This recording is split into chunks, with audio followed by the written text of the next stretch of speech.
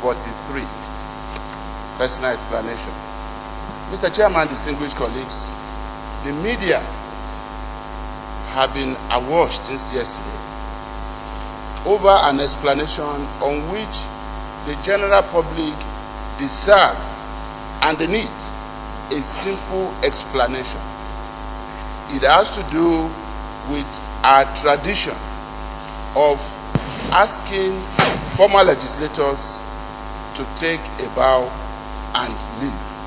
Mr. Chairman, why this is important is that members of public need to be told and they need to understand that former senators, former House of Reps members, former State House of former legislators are subjected.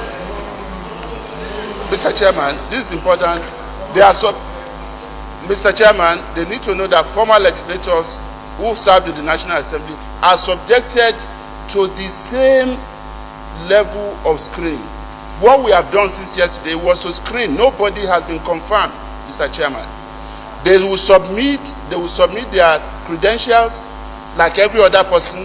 After listening to them, the senators also go back to study those credentials. The essence of this is just for us to establish that they are who they claim to be in their documentation. And Mr. Chairman, it is important that we emphasize to members of the only reason why members are asked to take a bow and go is because the questions would have been asking them to clarify certain things are things that we already know.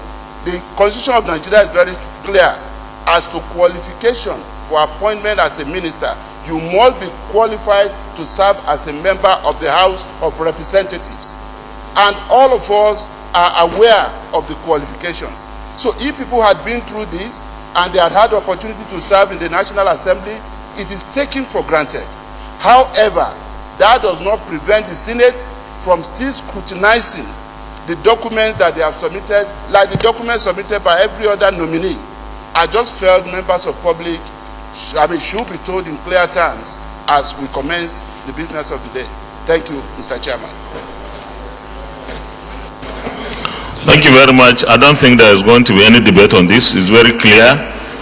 This issue is very clear. The Senate has this tradition, and the tradition is that members of the National Assembly who are nominated for appointments generally, whether ministerial or otherwise, have this privilege of taking a bow and go. And as we have explained, this remains the position of this Senate, like the previous sessions of the Senate. We are not covering anyone by so doing. We are still going to scrutinize the submissions by those nominees. And of course, if there is anything that disqualifies a nominee, the fact that the nominee passed through the National Assembly chambers does not protect that nominee from being disqualified. But so far, this tradition of the Senate is maintained. And I sustain your points of order. Leader of the Senate. Rule 2 of the order. My name is Dr. Ajibola Bashiru. I represent also Central.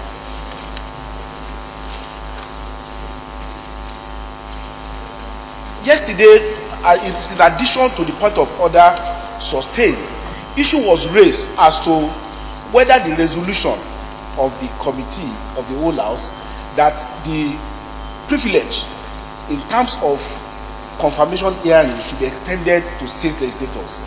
Reference was made to order 3.2 yesterday to say that it does not extend to those in the state parliament. With respect, it's not a proper interpretation of order 3.2. With the indulgence of the chairman, I beg to read the paragraph 2. Nomination of senators to serve as presiding officers and appointment of principal officers and other officers of the Senate or on any parliamentary delegations shall be in accordance with the ranking of senators.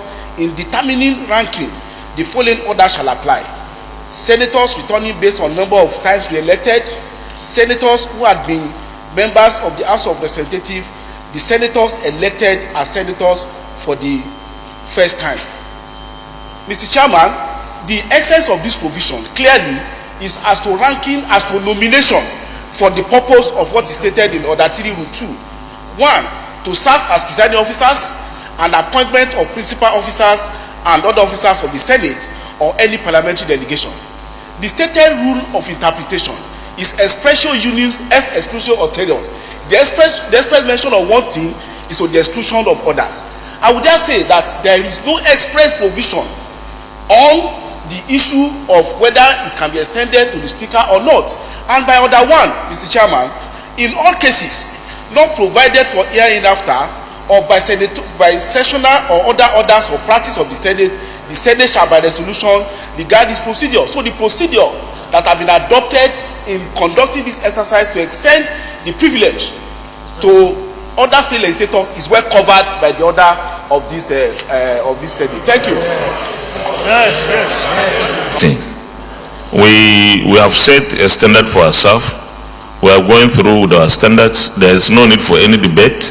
Actually, in order to resolve this problem, maybe at one particular time, this kind of thing may even be put into our standing orders so that it's clearly spelled out. But for the purpose of this present exercise, we stand by what we started yesterday. But going forward, we will even make it clearer by putting it in our standing order so that everybody understands what it is. Leader of the Senate. Distinguished Senator Lashadura, you can address the Senate, please.